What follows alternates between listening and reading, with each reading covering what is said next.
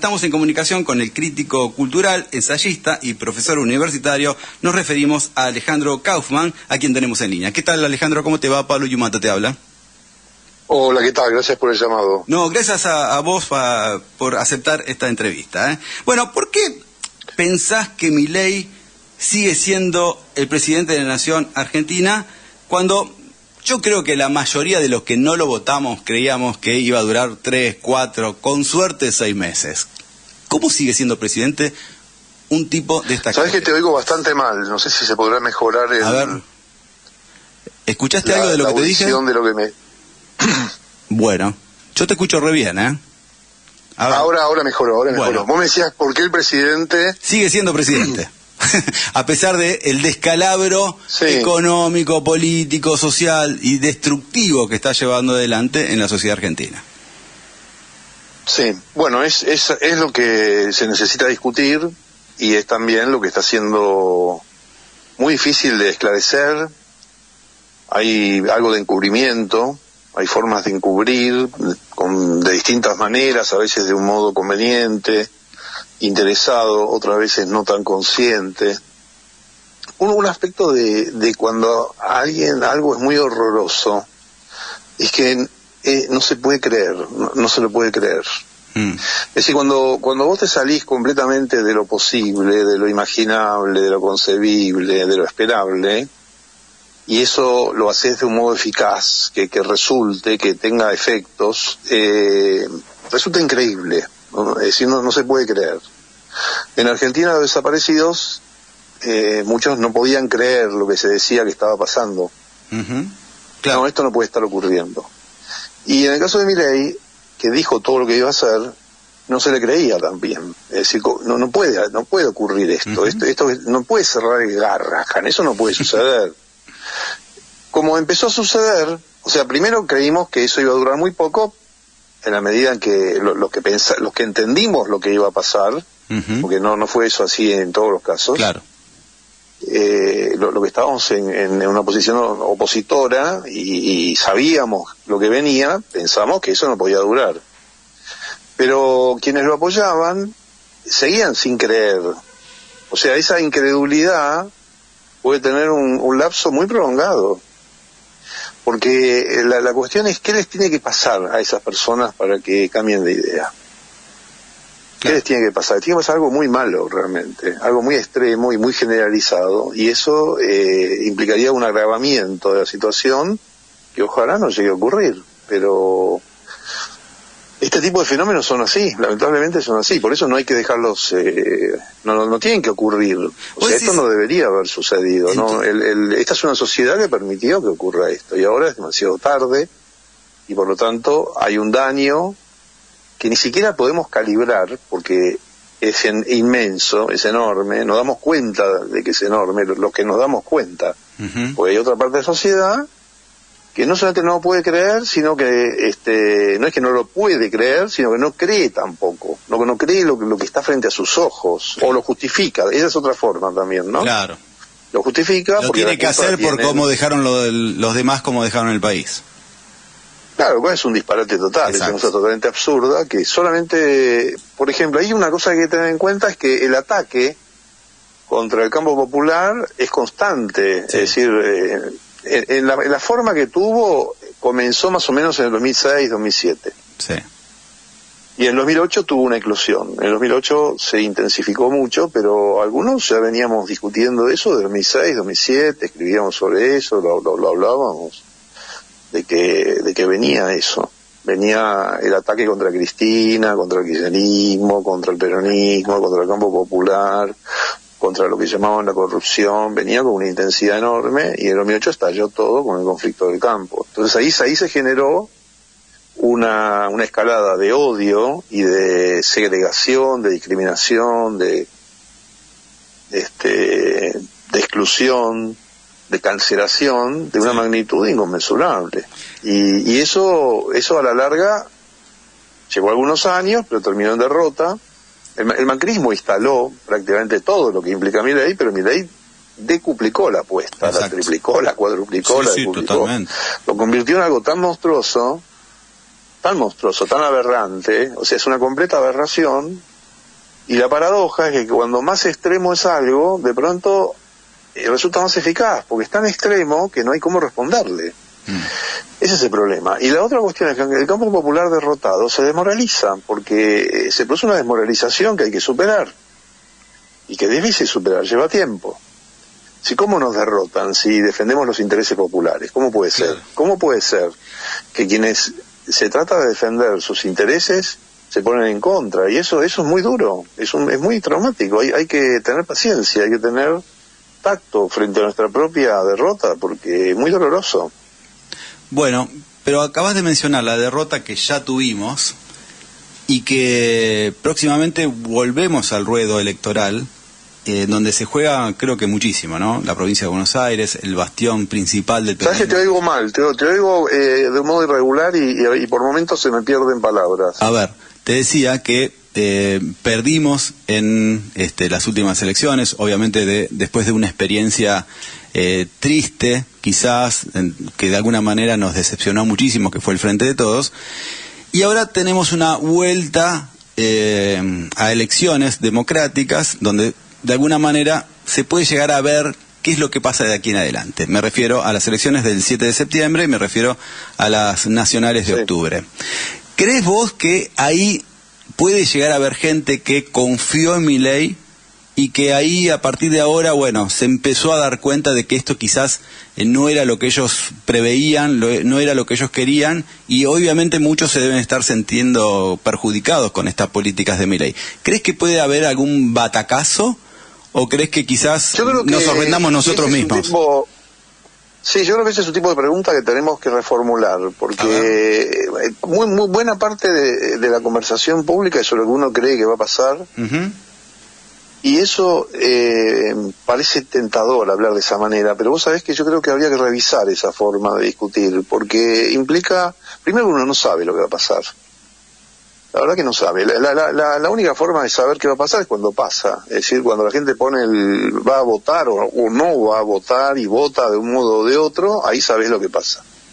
Inclusive, aunque vote de una manera, eso tampoco es lo concluyente, porque puede pasar que la gente vote de un modo, como pasó con Macri a los 2 años, sí, de porque hecho, sigue como una tendencia, como un movimiento, claro. Hay como una inercia del voto. Sí, sí. No, yo voy a votar a esto, voy a seguir votando, no importa lo que ocurra, y sí, y nada me va a cambiar. Y al día siguiente de ese voto, es como si se desvaneciera un hechizo, ¿viste? Y de repente la gente se pone en contra, porque le cae la ficha de que el acto mágico que creyó que iba a volver a ocurrir con ese voto, porque sigue la inercia de hace 2 años, más bien profundiza la crisis. O sea que yo creo que un problema que estamos teniendo, yo pensaba, te estaba escuchando cuando hablabas antes, y estoy de acuerdo con todo lo que decías, me parece muy bien. Yo creo que lo que nos falta en Argentina, sí. No es un pero, no es un pero que decías vos. No, lo que quiero decir es que en Argentina nos falta, iba a decir algo más social, más político, nos falta discutir entre los medios. Porque cada medio está librado a su suerte, y yo creo que habría que coordinar un poco mejor políticamente cómo actuamos en la esfera pública, porque hay algunos medios, por eso te digo, yo lo que planteaba me parece bien, y es una radio popular que tiene una postura crítica, y hay muchas así, sí, claro. Pero estamos dispersos, cada uno por su lado, y la mediaticidad es un problema que habría que discutirlo más. Habría que discutirlo más, inclusive armar un frente ante los medios hegemónicos, que son devastadores, porque la fuerza de los medios hegemónicos reside precisamente en que prevalecen, y para mucha gente, para muchísima gente, eso es como una verdad. No es la verdad de lo que contienen los medios, sino que es la verdad de que predominan. Totalmente. Y eso es un poder. Y mucha gente se inclina frente a ese poder. O sea, si el famoso gordo lechoso dice lo que dice, y bueno, yo tengo que aceptarlo, no importa si es cierto o no, pero eso es lo que vale, ese es el poder. Claro. Por eso el tema no es verdad o mentira, no tiene ninguna importancia eso. Lo que importa es quién lo dice, desde dónde lo dice y con qué fuerza. O sea, cuando vos tenés esa fuerza hegemónica que es devastadora, y en lo que hemos sido derrotados en el 2009, 2010, fue una derrota fue el inicio de todo lo que está ocurriendo ahora. En un punto se puede identificar en esa derrota sobre el tema mediático, o sea, no haber conseguido una democratización de los medios de comunicación. Se cayó la ley de medios. Si uno habla de democracia, perdón. Se cayó la ley de medios, digo, a eso iba, ¿no? Claro, es decir, eso no se logró, que era algo, un gran logro, bueno, siquiera haberlo discutido. Y bueno, ahí nos derrotaron. Exacto. Alejandro, estás metiéndote en un tema que yo, la verdad que creo que hay que charlarlo con gente como vos, evidentemente, y que hay que repensarlo dentro del campo nacional y popular. A ver, este tipo vino, Milei, insisto, no salió de un repollo, sino que vino a partir de un montón de sucesos políticos que se fueron gestando en la Argentina, que se fueron desarrollando, y que él apareció como el redentor de un sector social que estaba harto de la política. Perfecto. Viene, rompe todo. No, pero yo ahí con eso no estoy muy de acuerdo. Bueno, te aviso que ahora, no estoy muy de acuerdo con esa. Vos andá puntualizando y después vamos a lo que te quiero preguntar. Llegó, y este tipo, que fue electo democráticamente, bueno, está destruyendo la democracia, lisa y llanamente. Por distintos motivos llegó, está ahí, nadie sabe. La verdad que lo decías vos hoy en el comienzo, cuando empezamos la charla, no puede ser que la sociedad argentina se haya hecho algo así votando a este tipo. Y sin embargo lo hizo y hoy está. Este tipo se aprovecha, rompe todo el esquema político, económico y social de la Argentina. Todo en términos estructurales lo está destruyendo. Destruye el Garrahan, destruye los hospitales públicos en general, está haciendo que los científicos se vayan del país, se tengan que ir a otros lados. Bueno, todo lo que ya sabemos, va a haber un colapso económico próximamente, cuando supuestamente en algún momento creo que va a volver el peronismo. Ese peronismo que vuelva, ¿cómo debería ser de aquí en más? ¿Se puede tener un diálogo con espacios políticos? O sea, un diálogo democrático con espacios políticos que no son democráticos. ¿Cómo debería ser el próximo peronismo? Sí, esa es una buena pregunta. ¿Por qué te interrumpí antes? Porque hay un relato que se instaló, por eso yo creo que es importante una discusión entre los medios, ¿no? Sí. Hay un relato que se instaló, que se convirtió en una versión que prolifera. Por ejemplo, que la gente estaba harta de los malos gobiernos. Eso no es cierto. No es cierto. Eso no es cierto. Es una cosa que se repite, porque fueron gobiernos que tuvieron miles de problemas, pero no es verdad. Y el hartazgo de la política no es hartazgo de la política. Lo que yo escribí en el 2015, que la gente se había cansado de resistir, que es otra cosa completamente diferente. Cuando vos tenés un gobierno popular que te lo atacan todo el día, toda la semana, constantemente, con mentiras, con lawfare, con acusaciones de todo tipo, eso genera en el campo popular un desgaste enorme, que hay una militancia multitudinaria que lo sostiene, pero hay una parte de la sociedad que no lo puede sostener, Es decir, es algo natural, humano, cansarse de resistir a la diatriba, a la difamación, a que sos malo, que los otros son los buenos. Que te robás tu PBI, que son todos corruptos, todo eso. Claro, y eso es un factor muy importante. Por eso el tema de la mediaticidad es un tema que en general no lo tomamos en serio. Sí. No lo tomamos en serio. La verdad es esa, no lo tomamos en serio. Pero no lo tomamos en serio porque no estamos en condiciones de tomarlo en serio. ¿Por qué? Bueno, por miles de razones que vos conocés bien, porque conocés lo que es la precarización del campo profesional, obvio, del campo alternativo también, todo es a pulmón. Hay miles de dificultades. El régimen hegemónico es devastador, es muy reaccionario, siempre la dictadura, nació en la dictadura en su forma actual y siempre se reproduce. Hay miles de dificultades, por eso me parece que hay que discutir todo eso, hay que retomar esa discusión de esclarecimiento, de comprensión, de articulación política, y además de lo que uno puede hacer, porque de lo contrario terminamos discutiendo los gobiernos, las elecciones, las encuestas, que la dirigencia, terminamos discutiendo un montón de cosas que no podemos controlar en definitiva, y no hablamos de lo que hacemos nosotros, de nuestras propias conversaciones, de nuestro propio trabajo cultural, profesional, político. nada, es una sugerencia que hago en voz alta, ¿viste? No estamos pensando en voz alta y me parece bien que podamos intercambiar ideas acerca de los dos queremos lo mismo, o mucha gente quiere lo mismo. Claro. Queremos una sociedad mejor, inclusiva, que todos podamos tener la oportunidad de desarrollarnos en la vida. Pero bueno, parece que estamos... Y con respecto a la pregunta concreta que me hacías, yo creo que hay que distinguir, hay otro tema también que está confuso, que es el siguiente, es la idea de que hay que tener una propuesta. Sí, es verdad. La verdad es que en un punto eso no es lo más importante. Lo más importante es detener esta caída. Es decir, hay que detener la destrucción. No importa lo que venga. Sinceramente, no importa lo que venga después, porque es como que la dictadura tenía que terminar y no importaba tanto qué vino después, porque lo que vino después, estoy seguro que no es ni lo que a vos ni a mí nos gusta más. Exacto.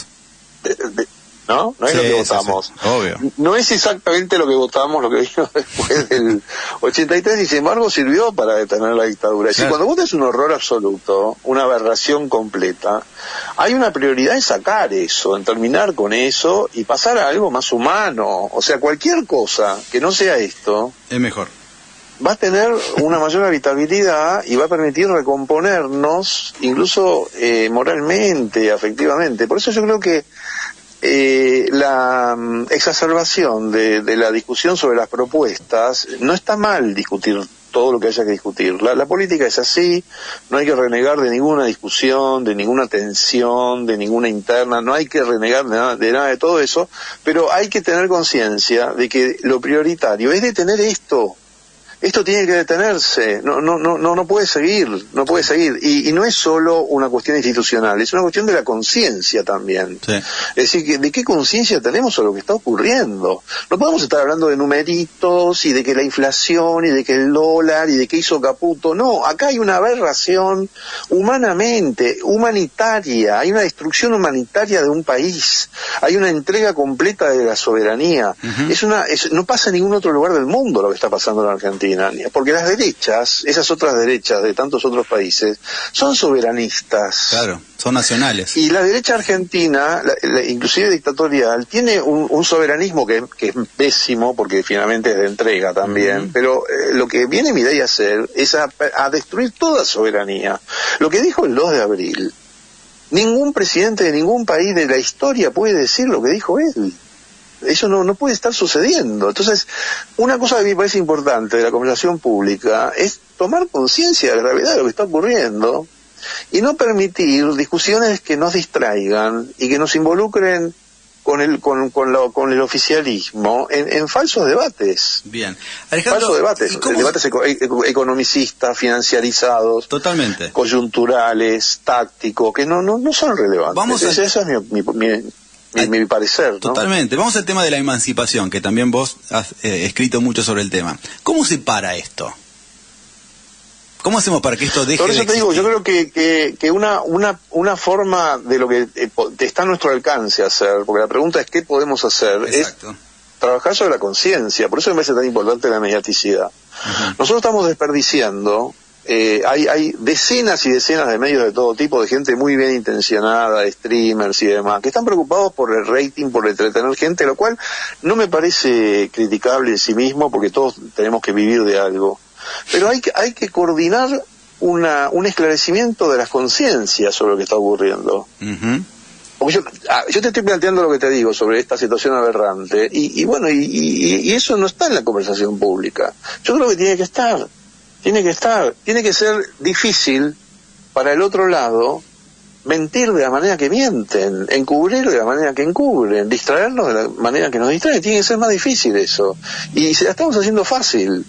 Ellos tienen muy fácil todo lo que están haciendo. Entonces, por supuesto que hay muchas formas de resistencia que están ocurriendo. Y eso tiene su temporalidad también. O sea, no hay que de ninguna manera subestimarlo ni distraernos de cuánto se está resistiendo por todas partes, sindicatos, agrupaciones sociales, barriales, vecinales, de todo tipo. El Garrahan el jueves pasado, sí. Pero por supuesto, es decir, es una sociedad despierta, muy resistente, una parte de la sociedad. Exacto. Nosotros tenemos una mitad de la Argentina que es maravillosa, ¿no? Como decía Luca Prodan, es la Argentina que quiero. Claro. Y hay otra Argentina que es horrorosa. que es la Argentina de la ESMA, y sí, y que es la que ahora está siendo reivindicada. exacto. Y bueno, lamentablemente es así, esa es la realidad. Y bueno, pero, pero eso hay que decirlo, hay que decirlo. Hay que decir que la dictadura no fue solamente los militares, fueron las corporaciones que los apoyaron y que son las mismas que apoyan ahora lo que está ocurriendo. Vamos que no les importa nada. A contarle a la audiencia que estamos hablando con Alejandro Kaufman, es crítico cultural, ensayista, profesor universitario, das clases en la UBA y en la Universidad de Quilmes, ¿no? Sí. Perfecto. Se me pierde un poco tu voz. Perfecto. Cuando te lo digo, ahí te oigo. Ahí me pongo ahí frente al micrófono, si me escuchas bien. Bueno, te quería comentar esto, ¿no? Justamente vos hablabas de las dos Argentinas, ¿no? Pero el actual auge totalitario, ¿vos pensás que va más allá de este gobierno y de las políticas de mercado? A ver, quiero decir, ¿está inserto en la sociedad como una especie de enano fascista que todo individuo tiene o lleva consigo mismo sin darse cuenta? ¿Crees que porque que se esté avalando esto, la verdad es increíble, pero se sigue avalando y es un poco lo que vos decías, ¿no? La conciencia, esta gente que quiere tener razón a toda costa y quizás lo vuelva a votar a pesar de que se esté destruyendo la vida, claro, ¿no? ¿Qué hay detrás de todo esto? ¿Qué nos pasa como argentinos?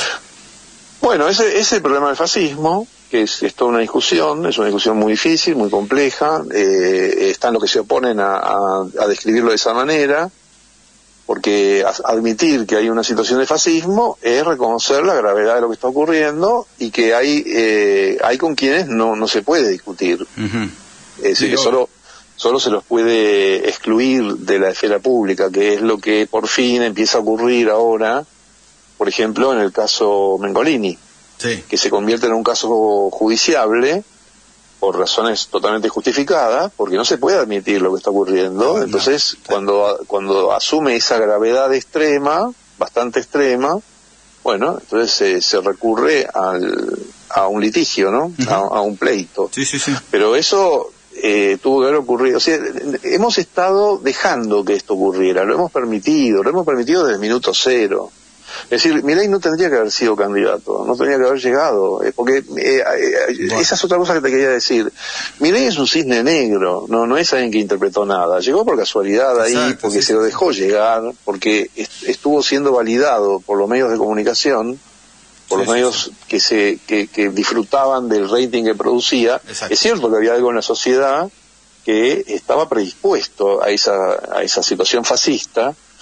Porque sobre eso hay que decir algo, el fascismo no son ideas solamente, hay ideas fascistas, en la dictadura había ideas fascistas, pero la dictadura no fue un fascismo, porque el fascismo se concreta cuando se produce una multitud zombie, como está ocurriendo ahora, cuando vos tenés millones de personas completamente disociadas de la realidad, con una disonancia cognitiva, trasegadas de odio, llenas de odio, enceguecidas por el odio. Uh-huh. Entonces eso lleva a disponerse a sufrir.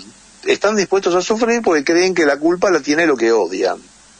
Entonces no le van a echar la culpa al gobierno actual, sino al objeto de odio. Claro. Y eso es el fascismo. El fascismo es lograr efectivamente que una multitud, a través de mentiras, de manipulaciones, de formas de construcción de poder, que esa multitud esté dispuesta a sacrificarse porque le echa la culpa a algo que no tiene nada que ver con la realidad y que se resuelve por el odio, y por lo tanto la enceguece respecto a lo que está ocurriendo. Bueno, eso es lo que está pasando. Uh-huh. Sí. Esa es mi opinión. Viste que ahora todo está de moda decir, esa es mi opinión, esa es mi parecer, como si uno tuviera que disculparse por lo que quiere decir. A mí me pasa habitualmente con familiares, con gente amiga, con gente conocida, donde tanteo previamente para ver cómo piensa, para no entrar en una disputa ideológica que que terminamos enojados, ¿viste? Digo, la verdad, a veces quiero pasar un buen momento y punto. Entonces hablemos de otra cosa, pero bueno, sí, está sucediendo eso. Hay gente que no sabe por qué, pero odia al pobre, odia al morocho, odia a los marrones, odia a los cucas, y no tiene idea. Sí, odia lo que en sí mismo lo hace sufrir realmente. Exacto. Es decir, eso es un fenómeno muy humano. Es decir, yo estoy afectado por algo que me daña. Exacto. Entonces odio la culpa. Eso que me daña. Claro. Y claro, culpo al que está al lado, no me lo digo a mí mismo, porque yo tendría que encontrar alguna forma de resistir o de oponerme, y como eso no lo veo a mi alcance por distintas razones, o me resulta difícil, o estoy decepcionado, o lo que sea, Entonces lo resuelvo proyectando ese odio hacia mí mismo sobre el que tengo al lado. Y eso es instrumentado políticamente. El fascismo consiste en la instrumentación política de esa debilidad humana. Claro. Wow. A cualquiera nos puede pasar, el resentimiento obvio. Y tenerle bronca a los demás por lo que nos pasa a nosotros. Pero eso es humano, eso puede ocurrir y bueno, nos pasa en la vida afectiva, en la vida personal, en la vida familiar, nos puede pasar. Claro. Entonces vamos al terapeuta o hablamos con un amigo, ¿viste? Sí, y uno busca cómo resolverlo. Pero cuando eso se instrumenta políticamente y se consolida como un fenómeno colectivo masivo, estamos sonados, que es lo que está pasando. Bien. Bueno, Alejandro, la verdad que da para charlar una hora más, por lo menos, acerca de todo lo que venimos conversando en este primer encuentro, la primera vez que estamos teniendo esta conversación, así que bueno, espero que se repitan. Me parece muy interesante todo lo que tenés. Con mucho gusto, me encantó hablar con vos y bueno, fue un placer. Ojalá la vamos a repetir seguramente y vamos a extender muchísimo más. Tenemos que hablar del peronismo, de lo que se viene, de cómo tiene que ser lo que se venga, cómo hacemos para evitar que esto vuelva a suceder. Tenemos que aprender de todo esto, es necesario por nosotros, por nuestros hijos, por nuestros nietos, por las nuevas generaciones. No puede ser lo que está pasando. Así que bueno, te agradezco mucho esta charla que hemos mantenido. Yo te agradezco a vos. Te mando un fuerte abrazo y será hasta la próxima. Un abrazo grande. Abrazo grande, gracias. Que estés muy bien. Bueno, ustedes lo escucharon, era Alejandro Kaufman, crítico cultural, ensayista, profesor universitario, que estuvo aquí en La Excepción a la Regla.